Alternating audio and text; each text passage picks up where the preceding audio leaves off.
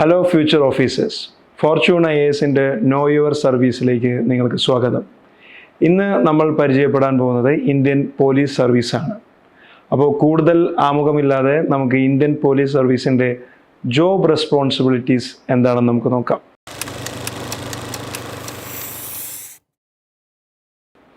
Job responsibility നിങ്ങൾക്കറിയാം, police എന്ന് പറയുമ്പോൾ നമ്മുടെ ആക്ഷൻ ഹീറോ ബിജു സിനിമയിൽ പറയുന്ന പോലെ ഒരു സാധാരണക്കാരൻ്റെ കോടതിയും വക്കീലും എല്ലാം ഒരു പോലീസ് സ്റ്റേഷൻ തന്നെയാണ്.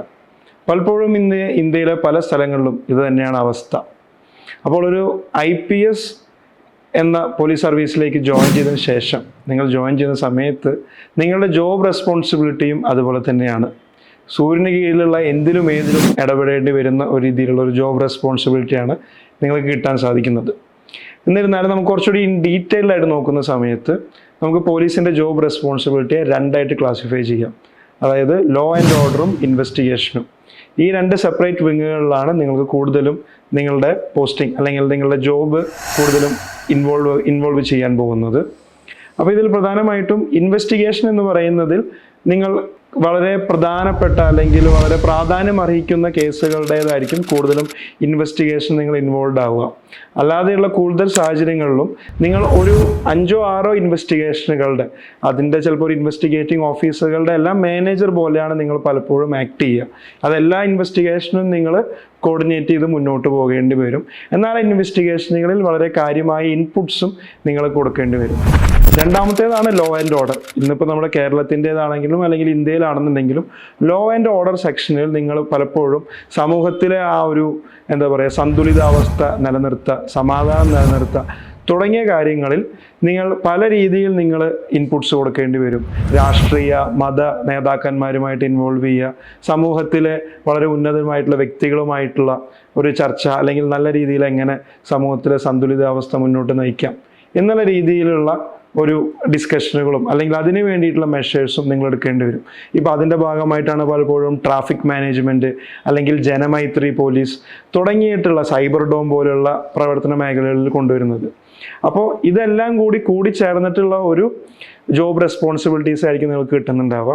പിന്നെ റീസെൻ്റ് ആയിട്ട് ഇപ്പോൾ പല പോലീസും ഉദ്ദേശിച്ചത് ഇപ്പോൾ കേരള പോലീസ്, തമിഴ്നാട് പോലീസ്, അങ്ങനെ പല കേഡറുകളിലുള്ള പോലീസുകളിലും വളരെ നീഷ് ഏരിയകളിൽ കൂടി പ്രവർത്തിക്കുന്നതായിട്ട് നിങ്ങൾക്ക് കാണാൻ സാധിക്കും. അപ്പോൾ അതിലൊന്നാണ് cyber security, child safety, women safety, urban management അല്ലെങ്കിൽ ട്രാഫിക് മാനേജ്മെൻറ്റ് തുടങ്ങിയ കാര്യങ്ങളിലും കൂടുതലും ഇൻഡെപ്തായി ചെന്നിറങ്ങിക്കൊണ്ട് അതിനുവേണ്ടി സെപ്പറേറ്റ് ആയിട്ട് വിങ്ങുകൾ ക്രിയേറ്റ് ചെയ്തുകൊണ്ട് ആ മേഖലയിൽ കൂടി ഫോക്കസ് ചെയ്യുക. ഇപ്പോൾ ഒരു ഉദാഹരണത്തിന് പറയുകയാണെങ്കിൽ നമ്മുടെ നാട്ടിൽ തന്നെ സൈബർ ഡോം വളരെയധികം ശ്രദ്ധ ആകർഷിച്ചൊരു പ്രൊജക്റ്റാണ്.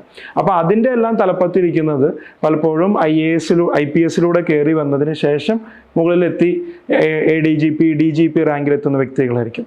ഒപ്പം തന്നെ പല സംസ്ഥാനങ്ങളും പല രീതിയിലുള്ള ചാർജസും പോലീസിനെ ഏൽപ്പിക്കുന്നതാണ്.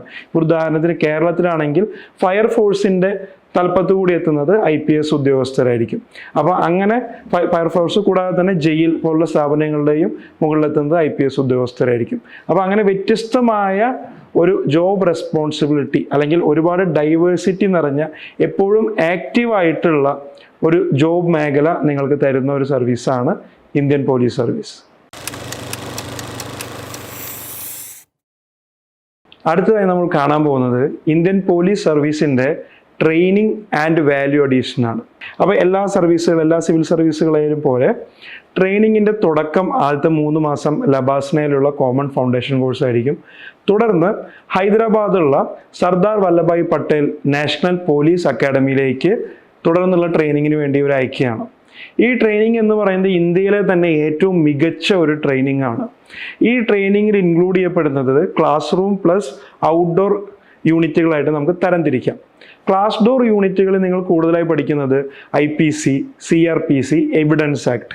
ഇപ്പോൾ നിങ്ങൾ കാണാൻ സാധിക്കും അത് റീസെൻ്റ്ലി അതിന് ചേഞ്ച് വരുത്തിയിട്ടുള്ളതാണ്. അതായത് BNSS, അതായത് ഭാരതീയ ന്യായ സംഹിത, ഭാരതീയ സാക്ഷ്യ അധിനിയമം തുടങ്ങിയ പേരുകളിൽ ഈ പീനൽ കോഡ് അല്ലെങ്കിൽ നേരത്തെ പറഞ്ഞ സെറ്റ് ഓഫ് നിയമങ്ങളെ മാറ്റിയിട്ടുണ്ട്. എന്നാൽ ഈ നിയമങ്ങളെ പറ്റി വ്യക്തമായൊരു ധാരണ, വളരെ അടിസ്ഥാനപരമായിട്ടുള്ളൊരു അറിവ്, ഇത് എങ്ങനെ ഇത് അപ്ലൈ ചെയ്യണം തുടങ്ങിയ എല്ലാ കാര്യങ്ങളിലുമുള്ള ഒരു കോംപ്രഹെൻസീവ് ആയിട്ടുള്ള ഒരു ക്ലാസ് റൂം ട്രെയിനിങ്. ഒപ്പം തന്നെ ഈ ക്ലാസ് റൂം ട്രെയിനിങ്ങിൻ്റെ ഭാഗമായിട്ട് ആൾക്കാർക്ക് forensic study, cyber study, evidence collection തുടങ്ങിയ എല്ലാ മേഖലകളിലും ഇവരെ എൻഗേജ് ചെയ്യുന്ന രീതിയിലുള്ള ട്രെയിനിങ് ഇവർക്ക് കിട്ടുന്നതാണ്. അപ്പോൾ ഇതായിരിക്കും നിങ്ങളുടെ പ്രധാനമായും ക്ലാസ് റൂം സെഷൻസ്. ഇതിനെല്ലാം വ്യക്തമായ ടെസ്റ്റുകൾ ഉണ്ടായിരിക്കും. ടെസ്റ്റുകളെല്ലാം പാസ്സാവുന്നതിന് മികച്ച ഓഫീസേഴ്സിനെ അവരുടെ ലീഡർ ബോർഡിൽ അവിടെ എഴുതി വെക്കുന്നതായിരിക്കും. നിങ്ങളുടെ പേരുകൾ ഒരുപക്ഷെ നിങ്ങൾ എപ്പോഴെങ്കിലും നിങ്ങൾക്ക് സർദാർ വല്ലഭായ് പട്ടേൽ നാഷണൽ പോലീസ് അക്കാഡമിയിൽ പോയി കഴിഞ്ഞാൽ കേരളത്തിലെ തന്നെ വളരെ പ്രഗത്ഭരായ IPS ഓഫീസേഴ്സിൻ്റെ പേര് അവിടുത്തെ ബോർഡിൽ എഴുതി വെച്ചിരിക്കുന്നത് കാണാം. അവർ പല രീതിയിലുള്ള എക്സാമുകളിൽ മികച്ച മാർക്ക് വാങ്ങിയിട്ടുള്ള പലരുടെയും പേരുകളാണ് അവിടെ എഴുതിയിരിക്കുക. എന്നാൽ ഇതിനൊപ്പം തന്നെ കിടപിടിക്കുന്ന രീതിയിലുള്ള ഔട്ട്ഡോർ ട്രെയിനിങ്ങും നിങ്ങൾക്ക് പോലീസ് അക്കാഡമിയിൽ കിട്ടുന്നതാണ്. ഔട്ട്ഡോർ ട്രെയിനിങ്ങിൻ്റെ ഭാഗമായി ഏറ്റവും പ്രധാനപ്പെട്ട ഒന്നാണ് ഹോഴ്സ് റൈഡിങ്. രണ്ടാമത്തെ നിങ്ങൾക്ക് കിട്ടുന്ന ആംസ് ട്രെയിനിങ്. ആംസ് ട്രെയിനിങ് എന്ന് പറഞ്ഞാൽ വിവിധ രീതിയിലുള്ള ഇൻസാസ് പോലുള്ള തോക്കുകൾ എങ്ങനെ പ്രവർത്തിപ്പിക്കണം, ഇതിനുള്ള ഫയറിംഗ് പ്രാക്ടീസസ് നിങ്ങൾക്ക് കിട്ടുന്നതായിരിക്കും. ഒപ്പം തന്നെ നിങ്ങൾ പല സ്ഥലങ്ങളിലും അറ്റാച്ച് ചെയ്തുകൊണ്ട് ഫിസിക്കലി നിങ്ങളെ സ്ട്രോങ് ആക്കുന്ന രീതിയിലുള്ള ട്രെയിനിങ്. അതായത് ഇപ്പോൾ വാൾ ക്ലൈംബിംഗ് ആയിരിക്കാം, ട്രെക്കിംഗ് ആയിരിക്കാം, തുടങ്ങിയതെല്ലാം ആർമി ലെവലുള്ള പോലുള്ളൊരു ട്രെയിനിങ്ങും നിങ്ങൾക്ക് എവിടെ കിട്ടുന്നതാണ്? നിങ്ങൾക്ക് നാഷണൽ പോലീസ് അക്കാഡമിയിൽ കിട്ടുന്നതാണ്. ഇതിനൊപ്പം തന്നെ സൈക്ലിംഗ്, സ്വിമ്മിങ്, റണ്ണിങ് തുടങ്ങിയ എല്ലാ കാര്യങ്ങളിലും നിങ്ങളെ ഇൻവോൾവ് ചെയ്യിപ്പിച്ചുകൊണ്ടായിരിക്കും ട്രെയിനിങ് മുന്നോട്ട് പോകുന്നത്. അപ്പോൾ ഓവറോൾ ഈ ട്രെയിനിങ് പ്രോസസ്സ് കഴിയുന്നതിലൂടെ നിങ്ങൾ ഇൻ്റലക്ച്വലി, മെൻ്റലി, ഫിസിക്കലി ഒരു ഫിറ്റ് പേഴ്സണായി മാറുകയാണ്. ഏത് സാഹചര്യത്തിലും എങ്ങനെയും വർക്ക് ചെയ്യാൻ കേപ്പബിലിറ്റി ഉള്ള രീതിയിൽ നിങ്ങളെ ഈ ട്രെയിനിങ് മാറ്റിയെടുക്കും. ഈ ട്രെയിനിങ്ങിൻ്റെ മറ്റൊരു പ്രധാന സവിശേഷത എന്ന് പറയുന്നത് നാഷണൽ പോലീസ് അക്കാഡമിയിൽ ട്രെയിനിങ്ങിൻ്റെ സമയത്ത് നിങ്ങളെ സ്ക്വാഡുകളാക്കി തിരിക്കും. അപ്പോൾ ആ സ്ക്വാഡുകളുടെ ഉള്ളിലുള്ള ആൾക്കാരുടെ യൂണിറ്റി, അതിനെ ഒരുമിച്ച് നിൽക്കുക, സ്ക്വാഡ് ഒന്നിച്ച് നിന്ന് പ്രവർത്തനങ്ങളിൽ ഏർപ്പെടുക, അതായത് ടീം വർക്ക് എന്നതിൻ്റെ ഒരു എപ്പിറ്റോം, അതിൻ്റെ ഒരു മാക്സിമം നിങ്ങൾക്ക് കാണാൻ സാധിക്കുക പലപ്പോഴും നാഷണൽ പോലീസ് അക്കാഡമിയിലുള്ള ട്രെയിനിങ്ങിലായിരിക്കും. അപ്പോൾ നേരത്തെ നമ്മൾ ട്രെയിനിങ്ങിനെ പറ്റി കണ്ടല്ലോ. അപ്പോൾ ഈ ട്രെയിനിങ് തന്നെയാണ് ശരിക്കും പറഞ്ഞു കഴിഞ്ഞാൽ ഒരാളുടെ ജീവിതത്തിലെ ഏറ്റവും വലിയ വാല്യൂ അഡീഷൻ.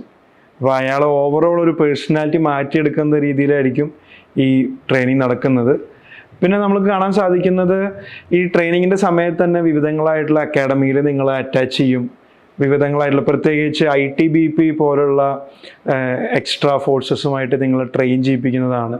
അപ്പോൾ ആ സമയത്ത് ഓവറോൾ നിങ്ങളുടെ ഫിറ്റ്നസ്, പിന്നെ നിങ്ങളൊരു മെൻ്റൽ അലേർട്ട്നെസ് ഇതെല്ലാം ഇമ്പ്രൂവ് ചെയ്യുന്നതാണ്. അപ്പോൾ അങ്ങനെ ഒരു ഓവറോൾ പേഴ്സണാലിറ്റി വാല്യൂ അഡീഷൻ നിങ്ങൾക്ക് സംഭവിക്കുന്നതാണ് ഈ IPS ട്രെയിനിങ്ങിൻ്റെ എൻഡിൽ.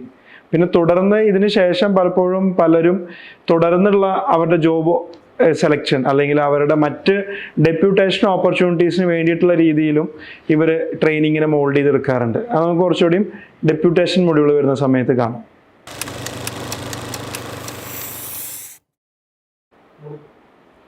IPSൽ നിങ്ങൾ ജോയിൻ ചെയ്ത് കഴിഞ്ഞ സമയത്ത് നിങ്ങൾക്ക് കിട്ടുന്ന ഏറ്റവും വലിയ പെർക്സ് ആൻഡ് ബെനിഫിറ്റ്സ് എന്തൊക്കെയാണ്? ശരിക്കും പറഞ്ഞാൽ ഇതിൻ്റെ ഏറ്റവും വലിയ പെർക്ക് എന്ന് പറയുന്നത് ആ യൂണിഫോം തന്നെയാണ്. ഇപ്പോൾ ഇതേ സമയത്ത് എനിക്ക് ഓർമ്മ വരുന്നത്, എൻ്റെ ഫാദർ പോലീസിലായിരുന്നു. അപ്പോൾ പോലീസിലായിരിക്കുന്ന സമയത്ത് ആൾ SI ആയിട്ട് റിട്ടയറായി. അപ്പോൾ ഒരു കോമൺ ഫംഗ്ഷൻ അറ്റൻഡ് ചെയ്യാൻ പോകുന്ന സമയത്ത് അന്ന് അവിടെ ഫംഗ്ഷനിലെ ചീഫ് ഗസ്റ്റ് എന്ന് പറയുന്നത് അവിടുത്തെ ഡിസ്ട്രിക്ട് മജിസ്ട്രേറ്റ് ആണ്, കോടതിയിലെ ജഡ്ജാണ്, ഡിസ്ട്രിക്ട് ജഡ്ജാണ്. പക്ഷേ എൻ്റെ അപ്പച്ചൻ അന്ന് SI ആണ്. SI ഒരു യൂണിഫോം ഇട്ട് അവിടെ കയറി വരുന്ന സമയത്ത് ആ സ്റ്റേജിലുള്ള എല്ലാവരും എഴുന്നേറ്റ് നിന്നു. അപ്പോൾ തുടർന്ന് ഡിസ്ട്രിക്ട് ജഡ്ജ് തുടർന്നുള്ള തൻ്റെ പ്രസംഗത്തിൽ പറയുകയാണ്, അതായത് ആ ഡിസ്ട്രിക്ട് ജഡ്ജ് വന്ന സമയത്ത് ആർക്കും അയാളെ തിരിച്ചറിയാൻ പറ്റിയിരുന്നില്ല. പക്ഷെ ഒരു SI ഒരു യൂണിഫോമിൽ വന്ന സമയത്ത് ആൾക്കാരെല്ലാം എഴുന്നേറ്റ് നിന്നു. അപ്പോൾ ആ യൂണിഫോം തന്നെയാണ് നിങ്ങൾക്ക് കിട്ടുന്ന ഏറ്റവും വലിയൊരു പെർക്ക് ആൻഡ് ബെനിഫിറ്റ്. ആ യൂണിഫോമിൽ നിങ്ങൾ എവിടെ കയറി ചെല്ലുന്നതാണെന്നുണ്ടെങ്കിലും അല്ലെങ്കിൽ ഏതൊരു പബ്ലിക് ഫംഗ്ഷൻ അറ്റൻഡ് ചെയ്യുന്നതും അത് നിങ്ങളുടെ ഒരു ഡിഫറെൻറ്റ് ഓറ തന്നെ നിങ്ങളിൽ ക്രിയേറ്റ് ചെയ്യുന്നതാണ്. രണ്ടാമത്തെ പിന്നീട് നമ്മൾ കാണാൻ സാധിക്കുന്ന സാധാരണ രീതിയിലുള്ള എല്ലാ പെർക്സ് ആൻഡ് ബെനിഫിറ്റ്സും നിങ്ങൾക്കിതിൽ കിട്ടുന്നതാണ്.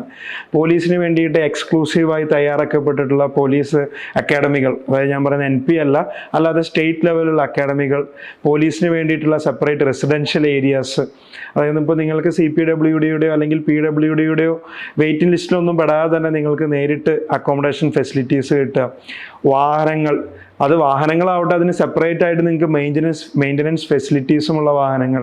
അപ്പോൾ ആ രീതിയിലുള്ള എല്ലാ പെർക്സ് ആൻഡ് ബെനിഫിറ്റ്സും നിങ്ങൾക്ക് പോലീസിൽ ജോയിൻ ചെയ്യുമ്പോൾ കിട്ടുന്നതാണ്. തുടർന്ന് നിങ്ങളുടെ ഭാഷ പഠിക്കുന്ന സമയത്ത് നിങ്ങളുടെ എക്സ്ട്രാ അലവൻസുകൾ, യൂണിഫോം അലവൻസ് പോലുള്ള കാര്യങ്ങൾ, അപ്പോൾ എല്ലാ കാര്യങ്ങളും നിങ്ങൾക്ക് ഈ പോലീസിൽ ചെല്ലുന്ന സമയത്ത് പോലീസ് നിങ്ങളെ ടേക്ക് കെയർ ചെയ്യുന്നതാണ്. പിന്നെ റീസെൻ്റ്ലി ഇപ്പോൾ നിങ്ങൾക്ക് കാണാൻ സാധിക്കും കേരള പോലീസിലൊക്കെ ഇപ്പോൾ CPC, സെൻട്രൽ പോലീസ് ക്യാൻറ്റീൻ എന്ന് പറയുന്ന സംവിധാനം ഇൻട്രൊഡ്യൂസ് ചെയ്യപ്പെട്ടിരിക്കുകയാണ്. അപ്പോൾ നിങ്ങൾക്കിത് മുമ്പ് കാണാൻ സാധിക്കും മിലിറ്ററിയിലാണ്. മിലിറ്ററി ക്യാൻറ്റീൻ എന്ന് ചിലപ്പോൾ നിങ്ങൾ കേട്ടിട്ടുണ്ടായിരിക്കും. അവിടെ എല്ലാ സാധനങ്ങൾക്കും വില കുറവാണ്, ബൾക്കായിട്ട് എടുത്ത് ടാക്സ് ഫ്രീ ആയിട്ട് കുറേ സാധനങ്ങൾ. ഇതുപോലുള്ള സിസ്റ്റം ഇപ്പോൾ നമ്മുടെ കേരള പോലീസിലും ഇൻട്രൊഡ്യൂസ് ചെയ്യപ്പെട്ടിരിക്കുകയാണ്. മറ്റ് പല സംസ്ഥാനങ്ങളിലും പോലീസ് ഇത് ഇൻട്രൊഡ്യൂസ് ചെയ്തിട്ടുണ്ട്. അപ്പോൾ ഇവിടെ പർച്ചേസ് ചെയ്യാൻ ആർക്കാ പറ്റുക? ഇവിടെ പർച്ചേസ് ചെയ്യാൻ പറ്റുന്ന പോലീസ് ഓഫീസേഴ്സിനാണ്. അപ്പോൾ അങ്ങനെയുള്ള ക്യാൻറ്റീനിലേക്ക് പോലുള്ള സംഗതികളിലേക്ക് നിങ്ങൾക്ക് എന്ത് ചെയ്യാൻ പറ്റുകയാണ്? ആക്സസ് കിട്ടുന്നതാണ് ഈ സർവീസിലൂടെ നിങ്ങൾക്ക് ജോയിൻ ചെയ്യുമ്പോൾ കിട്ടുന്ന മറ്റ് ബഗ്സ് ആൻഡ് ബെനിഫിറ്റ്സ്. അപ്പോൾ അടുത്തതായി നമ്മൾ കാണാൻ പോകുന്നത് IPSൽ പോസ്റ്റിങ്സ് ആൻഡ് ട്രാൻസ്ഫേഴ്സ് എങ്ങനെയായിരിക്കും എന്നുള്ള രീതിയിലാണ്. അപ്പോൾ IPS എന്ന് പറയുന്നത് ഒരു ഓൾ ഇന്ത്യ സർവീസാണ്. അപ്പോൾ ഓൾ ഇന്ത്യ സർവീസ് എന്ന് കേൾക്കുമ്പോൾ ചിലപ്പോൾ എല്ലാവരും വിചാരിക്കും ഓൾ ഇന്ത്യ ട്രാൻസ്ഫർ പോസ്റ്റിംഗ് കിട്ടുന്ന സർവീസാണ്. അങ്ങനെയല്ല. ഓൾ ഇന്ത്യ സർവീസ് എന്ന് പറഞ്ഞു കഴിഞ്ഞാൽ സെൻട്രൽ ഗവൺമെൻറ് ആൾക്കാരെ സെലക്ട് ചെയ്ത് ട്രെയിൻ ചെയ്ത് പല സ്റ്റേറ്റുകളിലേക്ക് അയക്കുന്ന സർവീസ്, അതായത് സ്റ്റേറ്റ് ഗവൺമെൻറ്റിൻ്റെ സർവീസിലേക്ക് വേണ്ടി അയക്കുന്ന സർവീസുകളെയാണ് ഓൾ ഇന്ത്യ സർവീസ് എന്ന് വിളിക്കുക. മറ്റ് സർവീസുകളെ സെൻട്രൽ സർവീസ് എന്ന് വിളിക്കുന്നത് സെൻട്രൽ ഗവൺമെൻറ്റിൻ്റെ എംപ്ലോയീസ് ആയിട്ട് സെലക്ട് ചെയ്യപ്പെടുന്ന ആൾക്കാരെയാണ് സെൻട്രൽ സർവീസുകൾ എന്ന് വിളിക്കുന്നത്. അപ്പോൾ IPS ഒരു ഓൾ ഇന്ത്യ സർവീസാണ്. അപ്പോൾ ഇതിൽ നിങ്ങളുടെ പോസ്റ്റിങ്സ് എന്ന് പറയുന്നത് കേഡർ അടിസ്ഥാനത്തിലായിരിക്കും. അപ്പോൾ കേഡർ എന്താണെന്ന് നിങ്ങൾക്ക് ലളിതമായി മനസ്സിലാക്കാൻ സാധിക്കുന്നത് ഓരോ സംസ്ഥാനത്തിനെയുമായിട്ട് നിങ്ങൾക്ക് ഓരോ കേഡറായിട്ട് നിങ്ങൾക്ക് തിരിക്കാം. അത് കേരളം ഒരു കേഡർ, തമിഴ്നാട് ഒരു കേഡർ, അങ്ങനെ. അപ്പോൾ IPS ഒരാൾ കേരള കേഡറിൽ പോസ്റ്റഡ് ആയി കഴിഞ്ഞ് കഴിഞ്ഞാൽ പിന്നെ അയാളുടെ ഭൂരിഭാഗം സമയം അയാൾ കേരളത്തിൽ തന്നെയായിരിക്കും അയാളുടെ പോസ്റ്റിങ്സ് തുടർന്നുണ്ടാവുക. കേരളത്തിലെ പല സ്ഥലങ്ങളിലായിട്ട് ഇയാളെ മാറ്റി പോസ്റ്റ് ചെയ്യപ്പെടുന്നതാണ്. അപ്പോൾ ഇനീഷ്യലി ഇവരുടെ പോസ്റ്റിങ്സ് എന്ന് പറയുന്നത് ഇപ്പോൾ ട്രെയിനിങ് കഴിഞ്ഞ് വന്നതിന് ശേഷം അസിസ്റ്റന്റ് SP അല്ലെങ്കിൽ ട്രെയിനിങ്ങിൻ്റെ ഇടയിൽ തന്നെ ഓൺ ദ ജോബ് ട്രെയിനിങ്ങിൻ്റെ ഭാഗമായിട്ട് അസിസ്റ്റന്റ് SP എന്നുള്ള പോസ്റ്റിലാണ് നിങ്ങൾ ഇനീഷ്യലി പോസ്റ്റ് ചെയ്യുന്നുണ്ടാവുക. അപ്പോൾ അത് പലപ്പോഴും ജില്ലാ അടിസ്ഥാനത്തിൽ പോസ്റ്റിംഗ് നിങ്ങൾക്ക് കിട്ടാം. ജില്ലയിൽ തന്നെ റൂറൽ പോസ്റ്റിംഗ് നിങ്ങൾക്ക് സെപ്പറേറ്റ് ആയിട്ട് കിട്ടാം. ഇപ്പോൾ തൃശ്ശൂർ പോലെ തന്നെയാണെന്നുണ്ടെങ്കിൽ ഇപ്പോൾ തൃശ്ശൂർ സിറ്റി പോസ്റ്റിങ്സ് സെപ്പറേറ്റ് ആണ്, തൃശ്ശൂർ റൂറൽ പോസ്റ്റിങ്സും സെപ്പറേറ്റ് ആണ്. അപ്പോൾ നിങ്ങൾക്ക് പലപ്പോഴും കാണാൻ സാധിക്കും ഓരോരോ സ്ഥലങ്ങളിൽ. ഇപ്പോൾ നിങ്ങൾ പുറത്ത് പോകുമ്പോൾ തന്നെ കാണാൻ സാധിക്കും. ഇപ്പോൾ ഞാൻ തൃശ്ശൂരിന് ഉദാഹരണം തന്നെ എടുക്കുകയാണെന്നുണ്ടെങ്കിൽ ഇപ്പോൾ തൃശ്ശൂർ സിറ്റിയിൽ ഒരു കമ്മീഷണറേറ്റ് ഉണ്ട്. തുടർന്ന് ഒല്ലൂർ, ഇരിഞ്ഞാലക്കുട പോലുള്ള സ്ഥലങ്ങളിലെല്ലാം ഓരോ IPS ഓഫീസേഴ്സിൻ്റെ കീഴിലായിരിക്കും സെപ്പറേറ്റ് ഡിവിഷൻസ് വർക്ക് ചെയ്യുന്നുണ്ടാവുക. അപ്പോൾ ആ രീതിയിലായിരിക്കും നിങ്ങളുടെ പോസ്റ്റിങ്സ് ഉണ്ടാവുക. ആൻഡ് പോസ്റ്റിങ്സ് ആൻഡ് ട്രാൻസ്ഫേഴ്സ് കൂടുതലും സ്റ്റേറ്റ് ഗവൺമെൻറ് ആണ് നിങ്ങളുടെ പോസ്റ്റിങ്സ് ആൻഡ് ട്രാൻസ്ഫേഴ്സ് തീരുമാനിക്കുന്നുണ്ടാവുക. അപ്പോൾ നിങ്ങൾക്ക് നിങ്ങളുടെ പടിപടിയായിട്ടുള്ള പ്രൊമോഷൻസ് നിങ്ങൾക്ക് കിട്ടുന്നുണ്ടാവാം. ഒന്നില്ലെങ്കിൽ നിങ്ങൾക്ക് ലോ ആൻഡ് ഓർഡറിൽ വർക്ക് ചെയ്യാം, അപ്പോഴാണ് ഈ സിറ്റി കമ്മീഷണറേറ്റ് അല്ലെങ്കിൽ നിങ്ങൾക്ക് റൂറൽ പോസ്റ്റിങ്സ് കിട്ടുന്നുണ്ടാവുക. അല്ലെങ്കിൽ നിങ്ങൾക്ക് സെപ്പറേറ്റ് ചാർജസിലേക്ക് പോവാം, അതായത് ഇപ്പോൾ സൈബർ ഡിവിഷനിലേക്ക് പോവാം, അല്ലെങ്കിൽ നിങ്ങൾക്ക് അതിനുമാതിരി വേറെ ഏതെങ്കിലും സൊഫിസ്റ്റിക്കേറ്റഡ് ആയിട്ടുള്ള ഡിവിഷൻസിലേക്കും നിങ്ങൾക്ക് മാറാൻ സാധിക്കുന്നതാണ്. തുടർന്നും പോലീസിൽ ഇപ്പോൾ നിങ്ങൾക്ക് മറ്റൊരു കേഡറാണ് കിട്ടിയിട്ടുണ്ടെന്നുണ്ടെങ്കിലും നിങ്ങൾക്ക് നിങ്ങളുടെ ഹോം കേഡറിലേക്ക് കൂടി തിരിച്ചു വരാനുള്ള ഒരു ഓപ്ഷൻ ഉണ്ട്. അത് നമുക്ക് കൂടുതലും ഡെപ്യൂട്ടേഷൻ എന്ന് പറയുന്ന സെക്ഷനിൽ നമുക്ക് കാണാം. അടുത്തതായി നമ്മൾ കാണാൻ പോകുന്നത് പോലീസിൻ്റെ കരിയർ ഗ്രോത്ത് എന്താണെന്നാണ്. ഇപ്പോൾ ഇന്ത്യൻ പോലീസ് സർവീസിൽ നിങ്ങൾ ജോയിൻ ചെയ്തു, എങ്ങനെയാണ് നിങ്ങളുടെ കരിയർ വളർന്ന് മുന്നോട്ട് പോകുന്നതെന്ന്. അപ്പോൾ ഇനീഷ്യലി ഞാൻ നേരത്തെ പറഞ്ഞല്ലോ, നിങ്ങളുടെ പോസ്റ്റിംഗ് എന്ന് പറയുന്നത് ഒരു അസിസ്റ്റന്റ് SP എന്നുള്ള രീതിയിലായിരിക്കും. തുടർന്നാണ് നിങ്ങളുടെ ഏറ്റവും നല്ലൊരു പോസ്റ്റിംഗ് ആയിട്ട് വരുന്ന SP, നിങ്ങളൊരു സൂപ്രണ്ടൻറ്റ് ഓഫ് പോലീസായി മാറുന്നത്. ഈ സമയത്തായിരിക്കും കൂടുതലും നിങ്ങളൊരു ജില്ലാ പോലീസ് മേധാവി എന്ന രീതിയിലേക്ക് നിങ്ങൾക്ക് വരാൻ സാധിക്കുന്നത്. ഏകദേശം നിങ്ങളുടെ സർവീസിൻ്റെ ഒരു 7-8 വർഷം സർവീസിൽ ജോയിൻ ചെയ്ത 7-8 വർഷങ്ങൾക്ക് ശേഷമാണ് പലപ്പോഴും നിങ്ങൾക്ക് ഈ പെർട്ടിക്കുലർ പോസ്റ്റ് കിട്ടുന്നത്. ഇപ്പോൾ പല ജില്ലകളുടെയും പോപ്പുലേഷൻ്റെ അടിസ്ഥാനത്തിൽ ഒന്നില്ലെങ്കിൽ അതിനെ ഒരു SP-യുടെ കീഴിലോ അല്ലെങ്കിൽ ഒരു കമ്മീഷണറേറ്റിൻ്റെ കീഴിലോ മാറ്റി എന്നിരിക്കാം. അപ്പോൾ അവിടെ ഒരു കമ്മീഷണർ ഓഫ് പോലീസ് എന്ന് പറയുന്ന എക്സ്ട്രാ ഡെസിഗ്നേഷൻ വരും. അത് ഏത് റാങ്കിലുള്ള ഒരു പോലീസ് ഉദ്യോഗസ്ഥൻ വേണമെങ്കിലും ആകാം. ഇപ്പോൾ ഒരു ഉദാഹരണത്തിന് ഇപ്പോൾ വലിയ വലിയ സിറ്റികളിലാണെങ്കിൽ, ഇപ്പോൾ ഉദാഹരണത്തിന് ഡൽഹി, മുംബൈ പോലുള്ള സ്ഥലങ്ങളാണെന്നുണ്ടെങ്കിൽ കമ്മീഷണർ ഓഫ് പോലീസ് ആവുന്നത് ഒരു DGP റാങ്കിലുള്ള ഓഫീസർ ആയിരിക്കും കമ്മീഷണർ ഓഫ് പോലീസ് ആവുക. എന്നാൽ ഇപ്പോൾ കേരളം പോലുള്ള സ്ഥലങ്ങളാണെങ്കിൽ ചിലപ്പോൾ IG റാങ്കിലുള്ള ഉദ്യോഗസ്ഥരും എന്താവാം, കമ്മീഷണർ ആവാം. അത് ആ ഒരു പെർട്ടിക്കുലർ സിറ്റിയുടെ പോപ്പുലേഷൻ്റെ അടിസ്ഥാനത്തിലാണ് പലപ്പോഴും അത് തീരുമാനിക്കപ്പെടുന്നത്. അപ്പോൾ നേരത്തെ പറഞ്ഞ പോലെ തന്നെ ASP ആവുന്നു, തുടർന്ന് SP ആവുന്നു, പിന്നീട് നിങ്ങൾ DIG ആവും, ഡെപ്യൂട്ടി ഇൻസ്പെക്ടർ ജനറൽ, പിന്നീട് നിങ്ങൾ ഇൻസ്പെക്ടർ ജനറൽ IG, തുടർന്ന് ADGP, additional director general of police, പിന്നെ നിങ്ങൾ DGP, director general of police. ഇതാണ് നിങ്ങളൊരു സ്റ്റേറ്റ് ഗവൺമെന്റിൽ നിങ്ങൾക്ക് ഏറ്റവും ഉയർന്ന ഒരു പോസ്റ്റിലേക്ക് എത്താൻ സാധിക്കുന്നത്. തുടർന്ന് പോലീസിൽ നിങ്ങൾക്ക് സർവീസ് ഉണ്ടെന്നുണ്ടെങ്കിൽ നിങ്ങൾക്ക് തുടർന്ന് CBIയുടെ ഡയറക്ടർ ആവാം, അല്ലെങ്കിൽ റോയുടെ ഡയറക്ടർ ആവാം, IBയുടെ ഡയറക്ടർ ആവാം, തുടങ്ങിയ സെൻട്രൽ ഏജൻസികൾ, പല ഏജൻസികളുടെയും ഉയർന്ന പോസ്റ്റുകൾ അലങ്കരിക്കാനുമുള്ള ഒരു ഓപ്ഷൻ നിങ്ങൾക്ക് എവിടെ നിന്ന് കിട്ടുന്നതാണ്, IPSൽ കിട്ടുന്നതാണ്. ഒപ്പം തന്നെ ഞാൻ പറഞ്ഞല്ലോ, പോലീസ് എന്ന് പറയുമ്പോൾ നിങ്ങൾ കേൾക്കുമ്പോൾ നിങ്ങൾ ലോ ആൻഡ് ഓർഡർ മാത്രമായിരിക്കും പലപ്പോഴും ശ്രദ്ധിക്കുക. ഇത് കൂടാതെയുള്ള ഫയർഫോഴ്സ് അല്ലെങ്കിൽ ജയിൽ തുടങ്ങിയ സ്ഥാപനങ്ങളുടെയും ഹെഡായി മാറാനുള്ള ഓപ്പർച്യൂണിറ്റി കൂടിയും നിങ്ങൾക്ക് പോലീസിൽ ജോയിൻ ചെയ്യുമ്പോൾ കിട്ടുന്നതാണ്. അടുത്തതായി നമ്മൾ കാണാൻ പോകുന്നത് പോലീസിലെ ഡെപ്യൂട്ടേഷൻ ഓപ്പർച്യൂണിറ്റീസിനെ പറ്റിയിട്ടാണ്. അപ്പോൾ ഞാൻ നേരത്തെ 1-2 സ്ഥലങ്ങളിൽ പറഞ്ഞിരുന്നു നമുക്കത് ഡെപ്യൂട്ടേഷനിൽ കാണാമെന്ന്. അപ്പോൾ ഒന്നാമത് ട്രെയിനിങ് സമയത്ത് തന്നെ ചിലർക്ക് ആ ഡെപ്യൂട്ടേഷൻ ഓപ്പർച്യൂണിറ്റീസ് മനസ്സിൽ വെച്ചുകൊണ്ട് ചില ആൾക്കാർ ട്രെയിനിങ് സമയത്ത് തന്നെ അവർ ചില സ്കിൽ സെറ്റ്സ് അവർ വർദ്ധിപ്പിക്കാൻ സാധ്യതയുണ്ട്, അല്ലെങ്കിൽ അത് മെച്ചപ്പെടുത്താൻ അവർ ശ്രമിക്കുന്നതാണ്.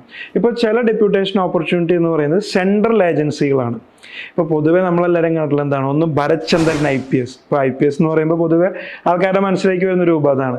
രണ്ടാമത്തെ ഒരു പ്രധാനപ്പെട്ട വ്യക്തിയാണ്, അല്ലെങ്കിൽ ഒപ്പം തന്നെ നിൽക്കുന്ന വ്യക്തിയാണ് സേതുരാമയ്യർ CBI. അപ്പോൾ നിങ്ങൾക്ക് പോലീസിൽ ജോയിൻ ചെയ്യുമ്പോൾ നിങ്ങൾക്ക് ഡെപ്യൂട്ടേഷൻ ഓപ്പർച്യൂണിറ്റീസിലേക്കായിട്ട് നിങ്ങൾക്ക് CBI അല്ലെങ്കിൽ ED അല്ലെങ്കിൽ മറ്റേതെങ്കിലും നാഷണൽ ഇൻവെസ്റ്റിഗേഷൻ ഏജൻസി തുടങ്ങിയ സ്ഥലങ്ങളിലേക്കും നിങ്ങൾക്ക് ഈസി ആയിട്ട് സ്വിച്ച് ചെയ്യാൻ പറ്റും. ഒപ്പം തന്നെ ഇപ്പോൾ നിങ്ങൾക്ക് അറിയാം, നമ്മുടെ പ്രൈം മിനിസ്റ്റർ, പ്രസിഡന്റ്, ഇവരുടെ എല്ലാവരുടെയും സെക്യൂരിറ്റി ഫോഴ്സസ് ആയിട്ട് ആക്ട് ചെയ്യുന്ന സ്പെഷ്യൽ ഫോഴ്സുകൾ, ഇതിലേക്ക് നിങ്ങൾക്ക് എന്തുണ്ട്, ഡെപ്യൂട്ടേഷൻ ഓപ്പർച്യൂണിറ്റീസ് കിട്ടും. ഇനിയല്ല, ഒരുപക്ഷെ പല വ്യക്തികൾ എന്താണ്, പലപ്പോഴും ചെറുപ്പത്തിൽ ആർമിയിലൊക്കെ ജോയിൻ ചെയ്യണമെന്ന് വിചാരിച്ച വ്യക്തികളുണ്ടോ, അവർക്ക് പക്ഷെ ആർമിയിൽ ചിലപ്പോൾ എന്തോ അവരെ നിർഭാഗ്യവശാൽ ജോയിൻ ചെയ്യാൻ പറ്റിയെന്ന് വരില്ല. എന്നുണ്ടെന്നുണ്ടെങ്കിൽ കൂടി നിങ്ങൾക്ക് ആർമിയോടൊപ്പം നിൽക്കുന്ന പല സർവീസുകളുണ്ട്. ഇപ്പോൾ നിങ്ങൾക്ക് കാണാൻ സാധിക്കും, അവർ ആർമി അല്ല, എന്നാൽ പാരാമിലിറ്ററി ഫോഴ്സസ് പോലെ ആക്ട് ചെയ്യുന്ന ITBP, അല്ലെങ്കിൽ നിങ്ങൾക്ക് കാണാൻ സാധിക്കുന്ന അസം റൈഫിൾസ്, ഇങ്ങനെയുള്ള BSF പോലുള്ള ഓർഗനൈസേഷനുകളിലേക്കും നിങ്ങൾക്ക് എന്ത് ചെയ്യാൻ പറ്റും, ഡെപ്യൂട്ടേഷൻ വഴി IPSൽ നിന്ന് ഈസി ആയിട്ട് സ്വിച്ച് ചെയ്യാൻ പറ്റും. മറ്റ് സർവീസുകളിൽ നിന്ന് ഇതിലേക്ക് വരാൻ ബുദ്ധിമുട്ടാണ്. ഒരു ഉദാഹരണത്തിന് ഇപ്പോൾ ഇന്ത്യൻ ഓഡിറ്റ് ആൻഡ് അക്കൗണ്ട് സർവീസോ ഇന്ത്യൻ റവന്യൂ സർവീസിൽ നിന്നോ നിങ്ങൾക്ക് ഇപ്പോൾ SSB, ITBP അല്ലെങ്കിൽ BSF പോലുള്ള സ്ഥലത്തേക്ക് ഡെപ്യൂട്ടേഷൻ ഓപ്പർച്യൂണിറ്റി കിട്ടാൻ ബുദ്ധിമുട്ടാണ്. കാരണം ഇതെല്ലാം യൂണിഫോംഡ് സർവീസാണ്. എന്നാൽ IPSൽ നിന്ന് നിങ്ങൾക്ക് വളരെ ഈസി ആയിട്ട് ഇത്തരം ഏജൻസികളിലേക്ക് പോകാൻ സാധിക്കും. അപ്പോൾ അത്തരത്തിലൊരു കരിയർ നിങ്ങൾ മനസ്സിൽ കാണുന്നുണ്ടെങ്കിൽ, അതായത് ഒരു സേതുരാമയ്യർ CBI പോലെയൊക്കെ നിങ്ങൾ സ്വയം മനസ്സിൽ കാണുന്നുണ്ടെങ്കിൽ IPS നിങ്ങൾക്ക് പറ്റിയൊരു ചോയ്സാണ്. രണ്ടാമത്തെ ഡെപ്യൂട്ടേഷൻ ഓപ്പർച്യൂണിറ്റി എന്ന് പറയുന്നത് സ്റ്റേറ്റ് കാഡർ ചേഞ്ച് ചെയ്യാനാണ്. ഒരു ഉദാഹരണത്തിന് നിങ്ങൾ IPS ആയിട്ട് മഹാരാഷ്ട്ര കാഡറിലാണ് വർക്ക് ചെയ്യുന്നതെന്ന് വിചാരിക്കും. 7 വർഷത്തിന് ശേഷം നിങ്ങൾക്ക് നിങ്ങളുടെ ഹോം കാഡറിലേക്ക് ഡെപ്യൂട്ടേഷൻ ഓപ്പർച്യൂണിറ്റിയിലേക്ക് വരാൻ സാധിക്കുന്നതാണ്. ഇപ്പോൾ നിങ്ങൾ കുറച്ച് നാൾ മുമ്പ് നിങ്ങൾ കണ്ടിട്ടുണ്ടായിരിക്കും, യതീഷ് ചന്ദ്ര IPS കേരളത്തിൽ വളരെ ഫേമസ് ആയിരുന്നു. എന്നാൽ ഈ അടുത്ത കാലത്ത് കുറച്ച് നാളായിട്ട് പുള്ളിയെ നമ്മൾ കാണാൻ സാധിക്കുന്നില്ല. കാരണം എന്താണ്, പുള്ളി കേരള കാഡർ ആണെന്നുണ്ടെങ്കിലും പുള്ളി കുറച്ച് നാൾ പുള്ളിയുടെ ഹോം കാഡറിൽ ഡെപ്യൂട്ടേഷൻ തിരിച്ചു മേടിക്കുകയാണ്. അപ്പോൾ അത് കഴിയുമ്പോൾ അദ്ദേഹം തിരിച്ച് വീണ്ടും കേരള കാഡറിലേക്ക് വരുന്നതാണ്.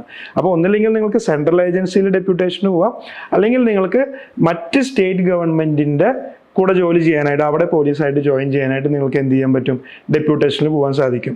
ഇതുകൂടാതെ തന്നെ മറ്റ് എല്ലാ സർവീസുകളിലേക്കും ഉള്ള പോലെ മറ്റ് മിനിസ്ട്രികളിലേക്കും നിങ്ങൾക്ക് എന്ത് ചെയ്യാൻ പറ്റും, ഡെപ്യൂട്ടേഷൻ വാങ്ങി പോകാൻ പറ്റും. അപ്പോൾ അങ്ങനെ മറ്റ് പല സർവീസുകൾക്കും ഇല്ലാത്ത ഒരു wide variety of deputation opportunity നിങ്ങൾക്ക് IPS പ്രൊവൈഡ് ചെയ്യുന്നുണ്ട്.